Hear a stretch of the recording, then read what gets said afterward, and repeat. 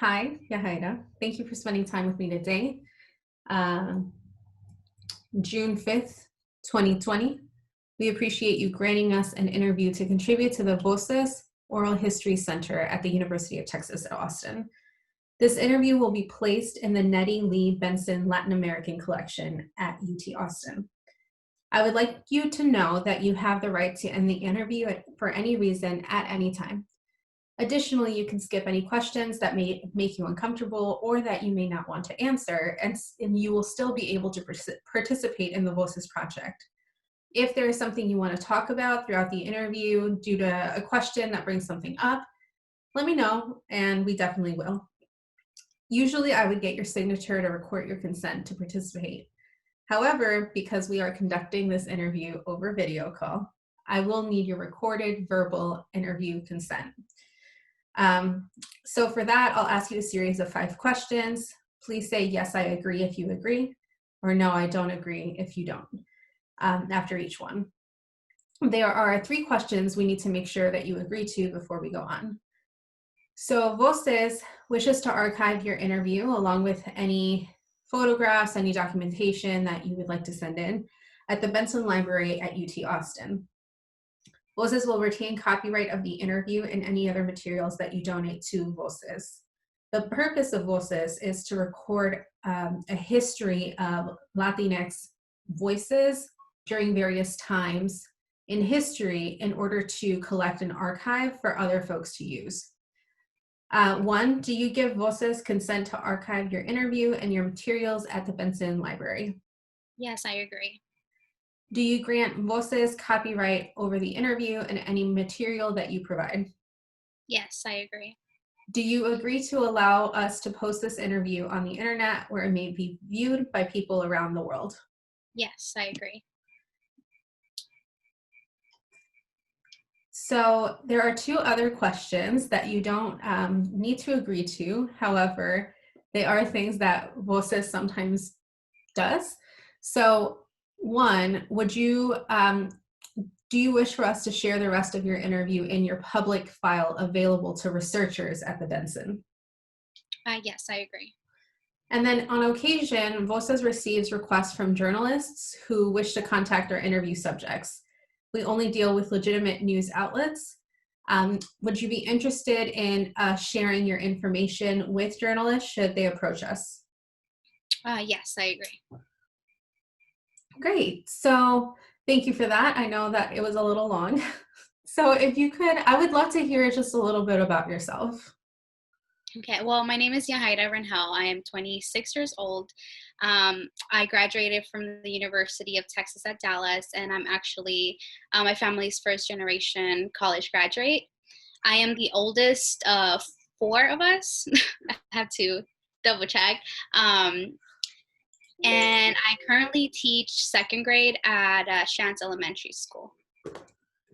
So you said that you are the youngest, I think, of 4?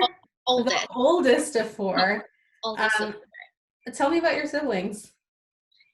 Well, let's see. I have 2 brothers. One of them graduated in 2018. My second brother, he is 18, but he actually dropped out of high school. So right now is working in construction. So that's, the road that he chose to go for. So, I'm not going to judge him for his actions or what he wants to do. My little sister goes to North Mesquite, and she is a sophomore. She's going to be a junior, and she has a good head on her shoulders, so she wants to become a veterinarian. So I'm really proud of That's so that. cool. Yes, and I actually have a stepbrother as well, and he's a junior right now. He's going to be a senior. Big family. Yes, definitely. You It can mentioned get that. crowded. I'm sorry, you said what? It can get crowded in the household. So definitely, yeah, we definitely fight for the restroom since we only have one restroom with one a full bathroom. So we definitely fight for that. So all of you are still living at the house? Yes, we are. I don't blame you for fighting over the bathroom. Important time. Yes. So you mentioned that you teach 2nd grade. How did you get into the teaching profession? Well, I actually never saw myself being a teacher.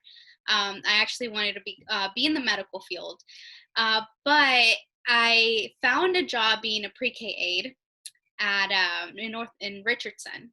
So being there as a pre-K, I fell in love with it and I transferred. I was going to Eastfield. I really didn't know what I wanted to do yet.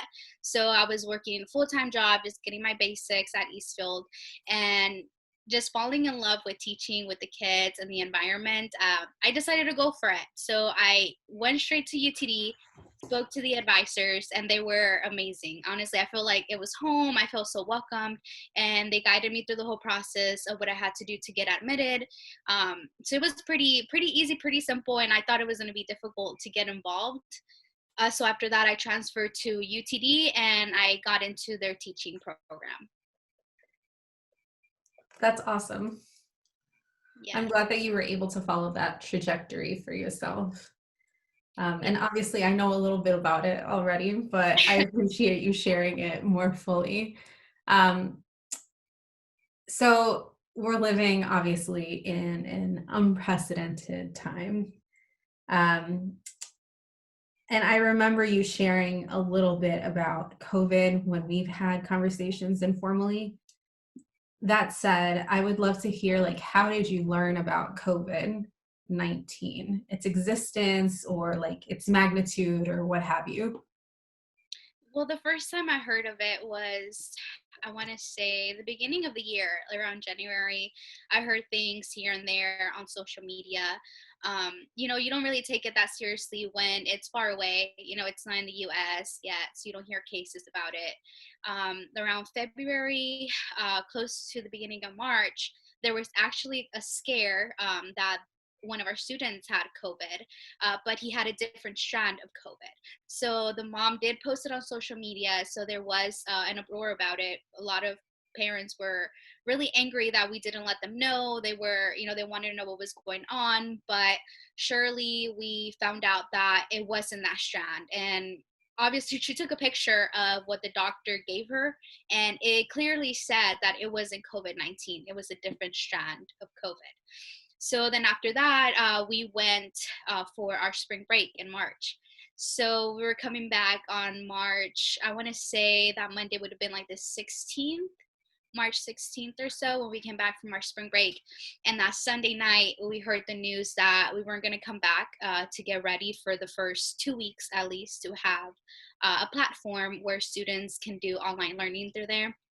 So it took us all, through uncharted territories. We didn't know how it was going to look like. We didn't know how long it was going to be. So hearing that just, I did take it seriously. In that moment, I realized how chaotic it was going to be, how just life-changing that was going to be, not just for me, but for my students. So we prepared for those 2 weeks. I remember that Sunday night, I stayed up really late just creating a platform on Seesaw. So on there, I just, created lessons for each subject, just really easy lessons that, students could work on where they didn't technically need their parents' help. So it was this review that we were doing. And then after that, we had meetings and we realized that we were going to take longer, that we weren't going to come back for another 2 weeks. And they kept saying, we're going to wait 2 more weeks. So that's pretty much how they kept us going. Just a sense of hope that maybe we'll come back to school. So that's how I heard of COVID and how it started for us. It sounds like, one, it was obviously something that was unexpected. And two, you had already had that scare, so you may have had that in your mind already. And after the 2 weeks, it sounds like there was a lot of uncertainty, as well as like you staying up till 2 a.m. Is that something that you usually do? No, that's not what I usually do. Is that, so how was that for you? Has it been like a consistent experience, or was it just like that one time thing of like, I gotta crank this out? Well, I feel like I was working definitely all day for sure. I know I mentioned that to you. It just felt like I didn't have a cutoff time. I feel like I had to be available for parents and I had to be available for my students. So I took away that selfishness of, okay, after 8 or after 9, that's it. I'm not going to answer any phone calls. But in the back of my mind, I was like, no, like, parents work. They don't have a job like me. They don't have like an 8 or 9, 8 to 5 job, or maybe they lost their job, or I was just thinking of so many other unknowns, and I wanted to make sure that I was there for anything that they needed, whether it was them just wanting to rant about what was going on, for them being mad, or whether them just telling me that their student was scared, or just telling me anything. I just wanted to be that ear for them. But it definitely became a habit of me just staying up really late and just checking their work, just because a lot of students didn't finish their work before a certain time. So some of the students would do their work at 1 in the morning. I don't know why they were awake around that time, but they would be submitting assignments. So I would just immediately give feedback, or just I love to do recordings every time I replied back to their assignments. So I definitely just wanted to be available no matter what time it was. How did that impact you? Well, even though I wasn't physically tired, I was mentally tired. So I feel like I was just mentally and emotionally drained. Um, just knowing that there was only so much that I could do, and knowing that I had to take care of myself as well. So that was definitely a hard balance. I feel like, especially because it was my first year, the first semester, it was a struggle balancing everything before COVID. But after entering the second semester, I feel like I had a good handle on things now. And then knowing that this has jumped at us, like it just threw my balance completely off. I can't imagine how difficult that was. Yeah. Is there any story that like particularly sticks out in your mind as this is COVID? This is COVID as a teacher. It did so I went back to my classroom the moment they let us back in. It was my birthday on March 18th. So I was able to go into my classroom, and just looking at those empty seats, looking at an empty classroom. I'm going to tear up. My eyes are watering. Just looking at, that empty room, that the room isn't the classroom itself, it's the students that make that up. And just knowing that we weren't going to finish the year correctly, knowing that I wasn't going to see their faces anymore. It was just going to be through a screen. And I honestly didn't even see all 20 of them at the same time on the screen.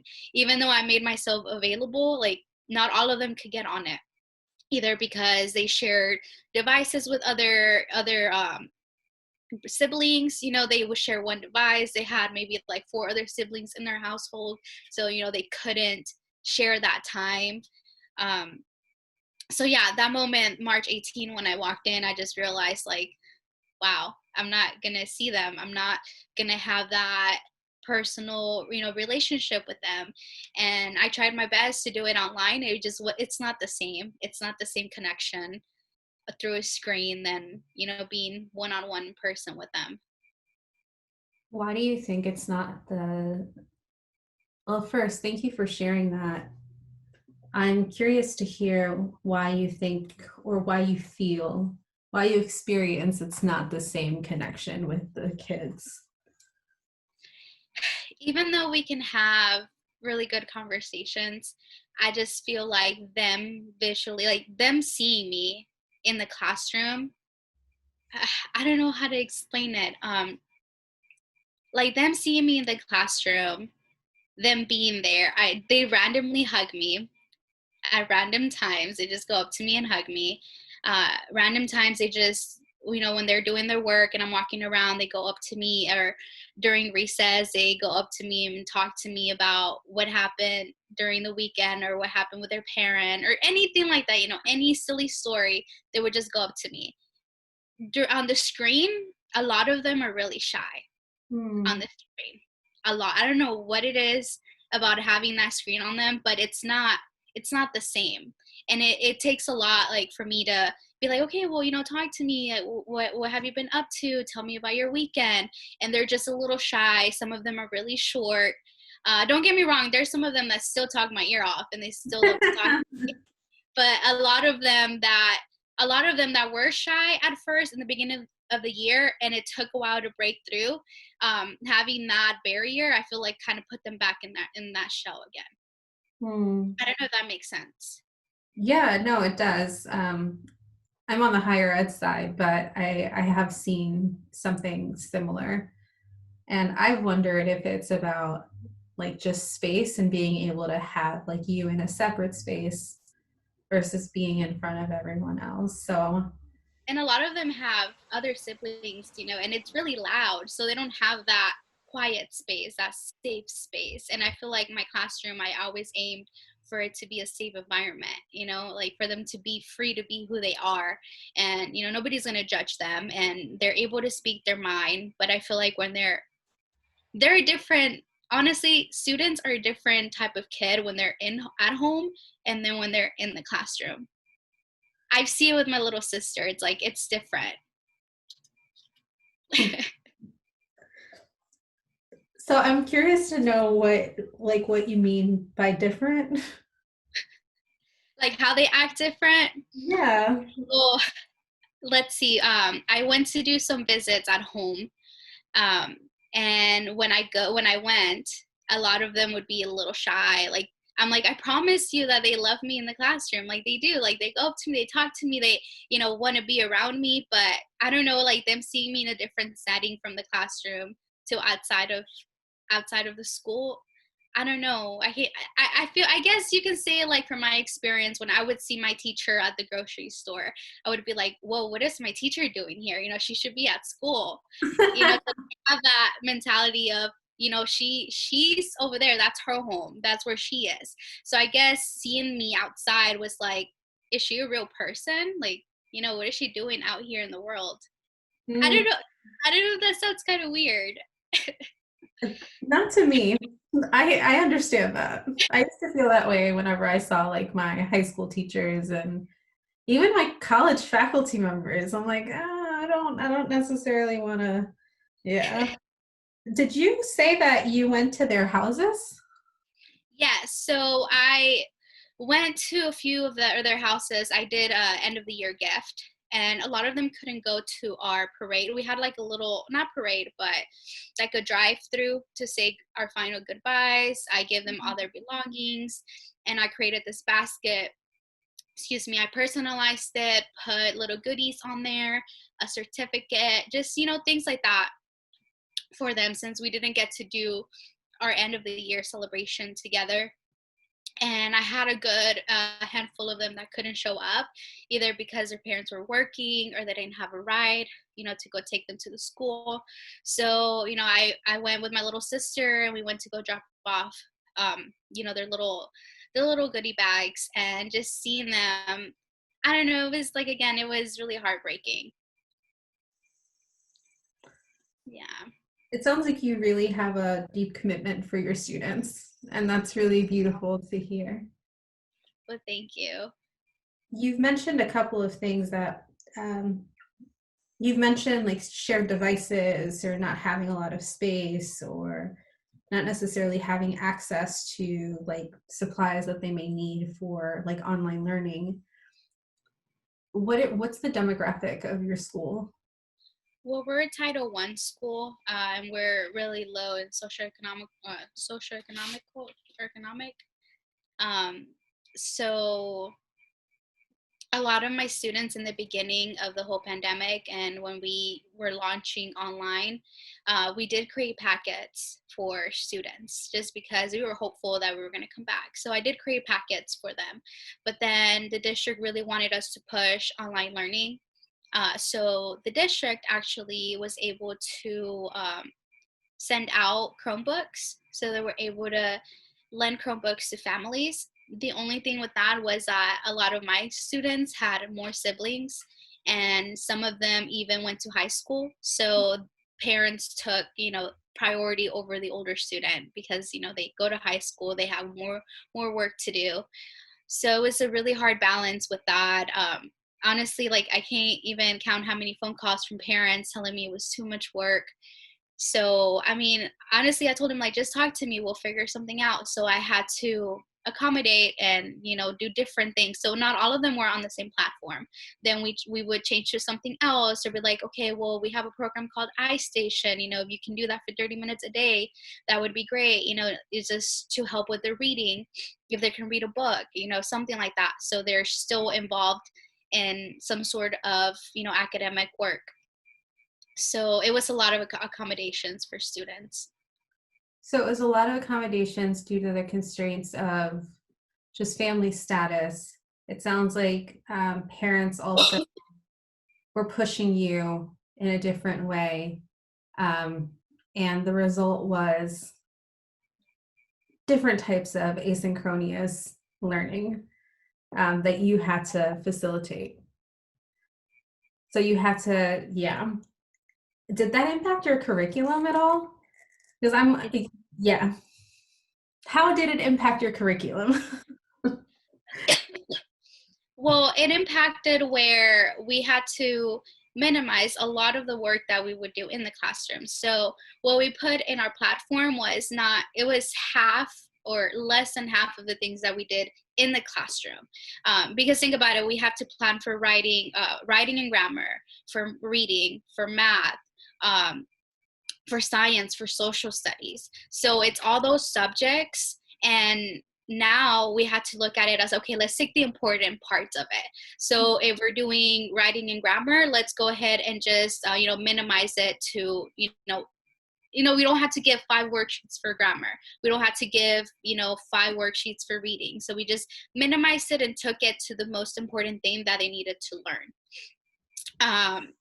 For example, for math too, instead of giving all these different worksheets for math, we just did like a video. One day they could watch a video introducing the topic. The next day they could do just one problem about that specific math, for multiplication. So we just had to minimize a lot of our work. But my team was excellent. Like, I'm so happy I'm with my team. I love them. My mentor is amazing. So I feel like if I didn't have this team, if I wasn't working at the school, I really don't know how I would have survived. Like, I feel like it would have been almost impossible, to be honest. Support networks are incredibly important, and I'm so glad that you have them. You said that you've been at the school for like a year? Well, I just finished my first year. So this was my first year.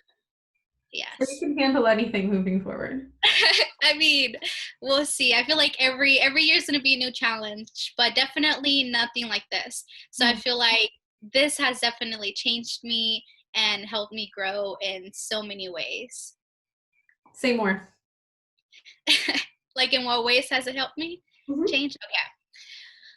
Well, now I feel like I took things for granted sometimes.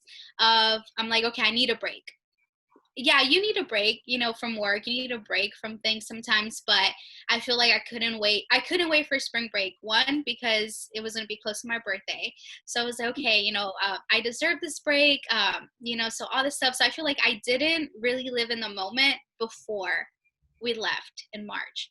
I feel like if I knew that this was going to happen, I would have, I don't know, like I would have actually like appreciated that moment more, or would have appreciated being around, my colleagues more, or my family more, with my students more. So I feel like, now I'm not going to be like, okay, I can't wait for this to happen. Like, I want to live actually in the moment of, what I'm doing. And it's helped me grow in the way that I feel like I can be more flexible now. That, whatever is thrown my way, like, I'm going to conquer it. Whatever's going to happen, I will persevere. It's going to pass. It's not going to stay like this. I can relate to that. So I want to move on to like a slightly different category. You've talked about the impact that COVID has had on your students in terms of like education. You've talked about yourself. what about like your family members, both those that like live in the US and those that don't? And then if there are like any neighbors that are significant to you or like your church, I know that you are a church goer. So like how has that impacted like all of those areas? Heavy question, but Okay. Well, let me start close to home. So, it COVID impacted a lot in my mom.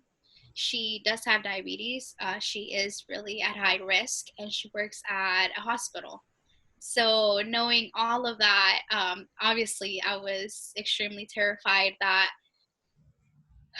something that could happen to her, and um, pretty much, just I talked to her about my concerns. She told me she pretty much just it reassured me that at that hospital where she works at, that they don't get new patients that are rushed in like Parkland, or like are rushed in for any unknown medical health.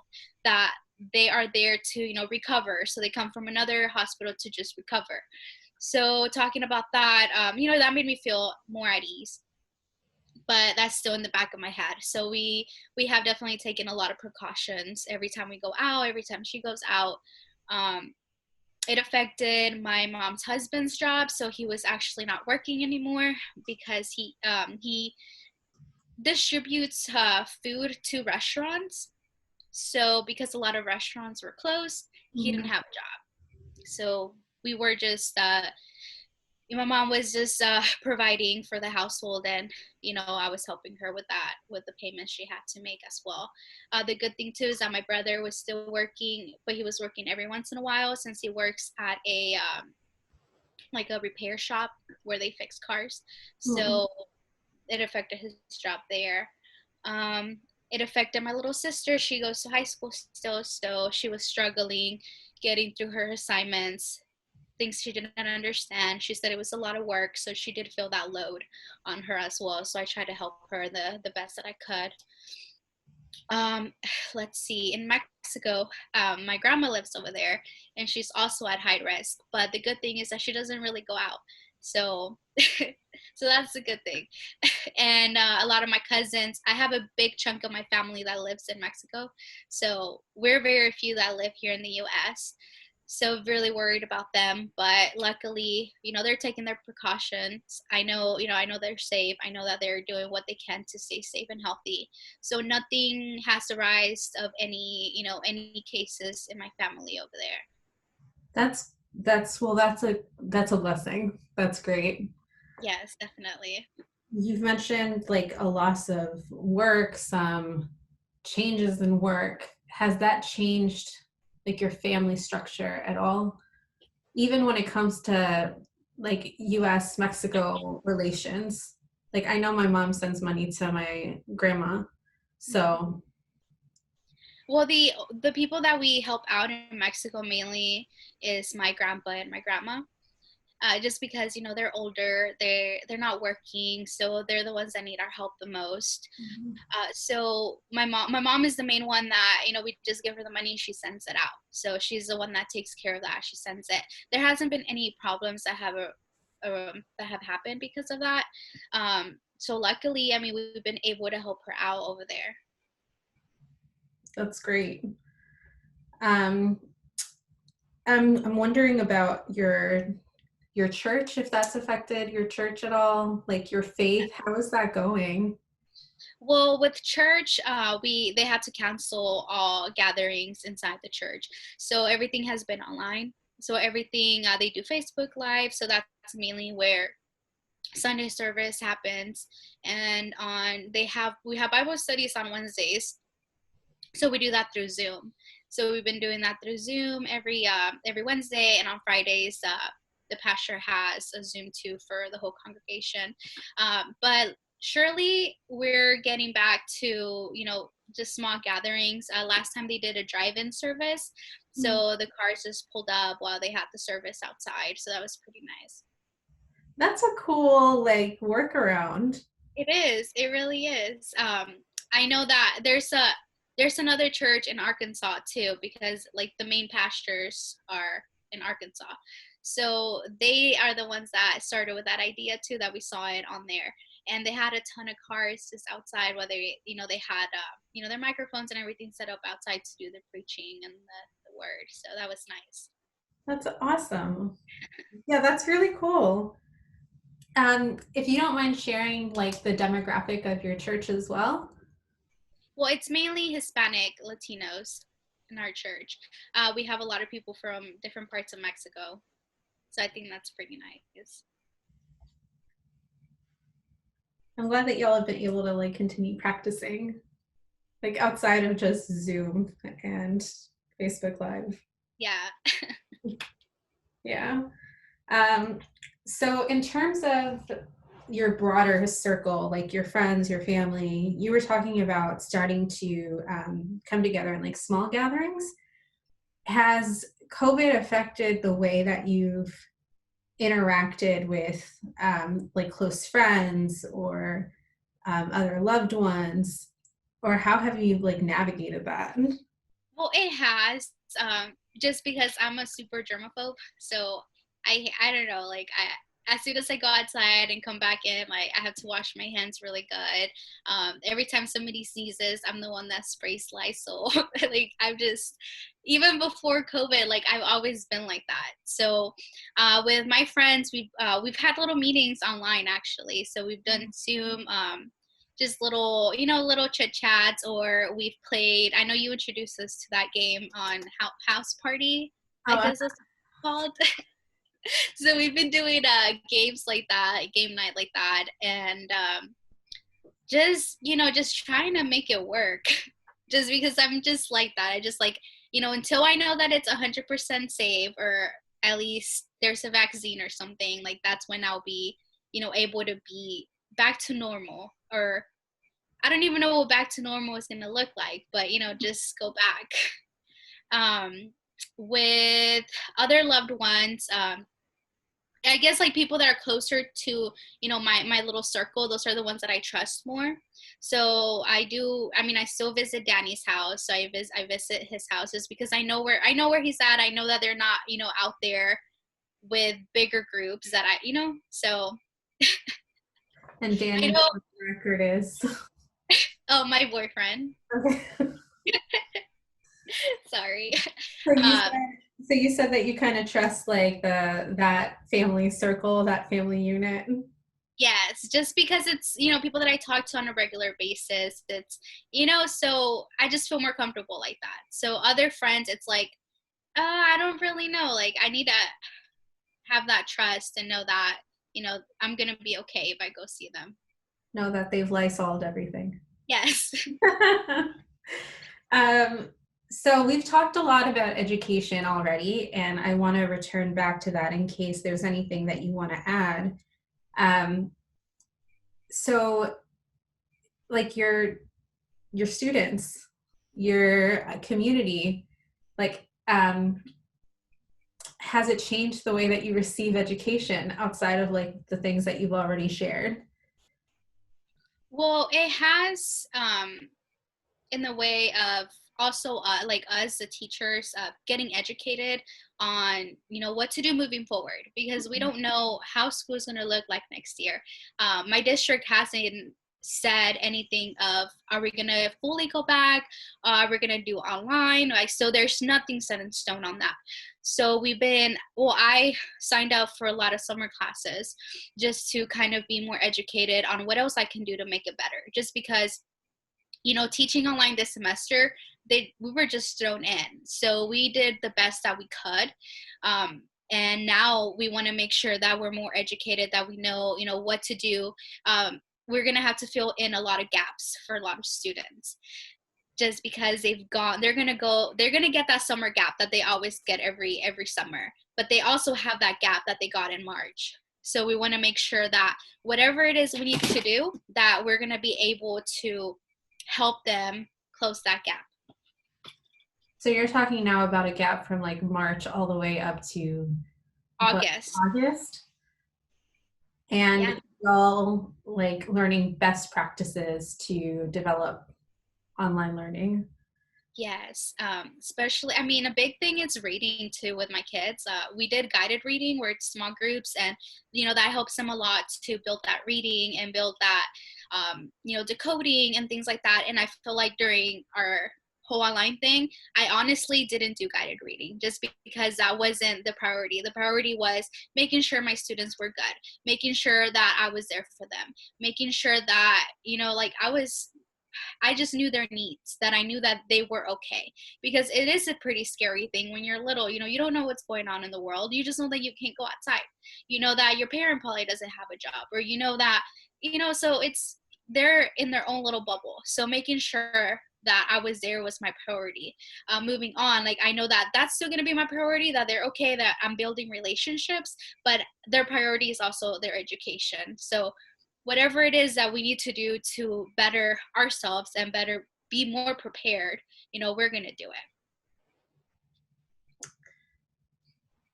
So you mentioned that you didn't quite feel like you were focusing on their education over these last couple of months. I mean, you were, but you were also mainly focused on like their well-being. Yes. I have to ask again, like what impact has that had on you? Well, let me tell you a quick story of one of my students. So one of my students wasn't doing anything. I contacted parents. No, I couldn't get a hold of them. So finally, I was able to get a hold of mom. Mom mentioned that she had recently lost her job. She mentioned that, well, the device they had, they were having problems with it. So all this stuff that could go wrong was going wrong. So I told her, it's like, you know what, don't even worry, like don't worry about that. So I set up one-on-ones with them, with the student, just to make sure that she was okay. It was a platform for me to be able to reach to her, for me to talk to her. Me and the counselor ended up visiting her just because she was being really shy, she was being really quiet, and she's one of my really chatty girls in my classroom. She talks a lot. Like she would get in trouble for talking, and knowing that she was being really reserved, really conservative, really scared me and alarmed me, because I'm like, I know she doesn't know what's going on, and she's not being punished for not doing her work. Like she's not going to be punished for that. It's out of her control. So we went to go visit her, and I feel like that made her feel better. That made her have a sense of, okay, everything's going to be okay. People care about me. We're going to get through this.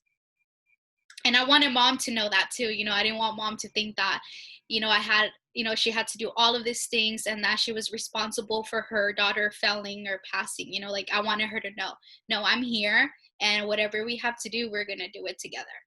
Mm-mm. So a true community teacher partnership. Yes. I'm thinking about like the school itself. So I've heard through the grapevine that some schools are doing like, food, or some other schools are doing supplies. Like you mentioned the district providing these, you said they were Chromebooks Yes. for students, or lending them out. How has the school been involved with the community during this time? Well, my school has been amazing. We are actually one of the locations that does meal distributions, and we're going to be hopefully one of the schools that distributes food to during the summer. So I feel like I'm really, really grateful that, my school is amazing. They're really involved in the community. They really care about every single one of the students. So yeah, I'm really happy about that. So they're doing meal distributions. The counselor is always sending things out for the community, for students, either like for them to talk to her, if they want to just chit chat about what's going on in their lives. The nurse as well, she's always sending us and emailing us things for us, for the staff, especially since the gyms were closed. She sent out things like for summer workouts, just things to help our mental state. So you mentioned the meal distribution. So the school has been a resource like for the students and for the teachers. Yes, it has. Um, in terms of communication, you mentioned that like there are emails and conversations and whatnot. Are there any other ways that the school or y'all have disseminated information about this to students? And I also should ask, is it only your students that are eligible to receive these resources? No, so they can go to any location, either North Mesquite, which is the high school there, or they can go to us. So they all they have to do is bring their kid to, be like, okay, so that's how they distribute the food.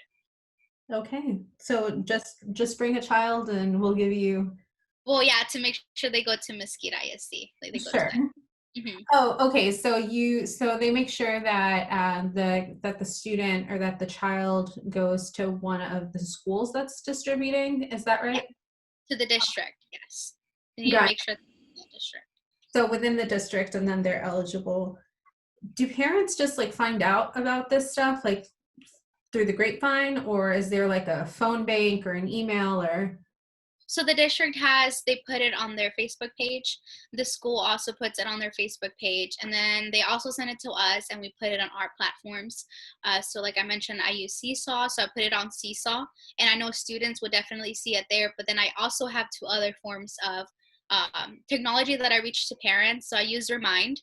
So I feel like I bother parents a lot because I was always sending things to them. So I do Remind, and there's also this cool thing called Google Voice where so you don't give the parent your real phone number. It pretty much computes a different phone number, and that's how you can text and you can call them, and they can call you too, without releasing your personal phone number to them. Wow, so y'all have like a three-pronged approach going. Yes. Yeah, I had to make sure that they were getting all the information. I can imagine. How many kids did you have in your classroom? 20. So a lot. So you talked a little bit about healthcare already. Um, outside of like mom, are there any like questions or concerns that have emerged regarding healthcare due to COVID? Well, my mom has a great healthcare program with Parkland. So I know she's taken care of from that end. I know for my school, I have a good healthcare program too, just in case something happens to me. I know my brothers are taken care of. The people that I'm really worried about would be, my aunt. She's not a resident, so she's still, she doesn't.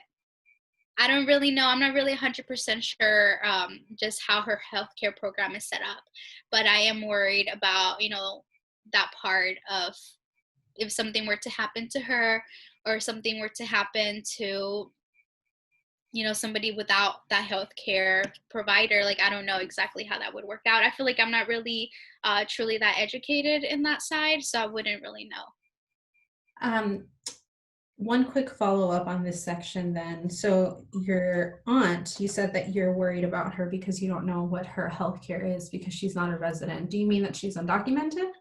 Yes. Got it.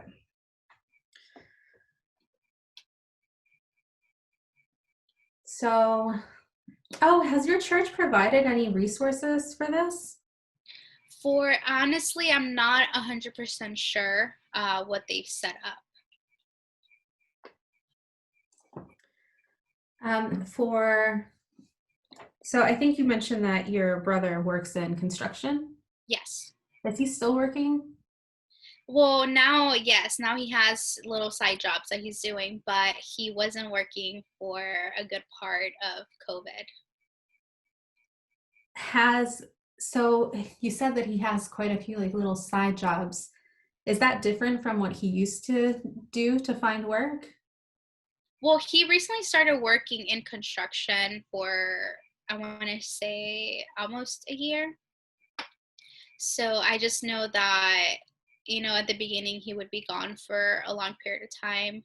And then he just, he was just staying at home. Just because, I mean, what other job could he get? He didn't get his diploma. He didn't graduate. So it was really hard for him on that. And also he has a kid on the way too. So I know that that's been a struggle. Preparing for the baby. Yeah. So in terms of work, or actually just documentation, is there like, do you have any new worries regarding like your family members' documentation status because of COVID? I know you mentioned your aunt already.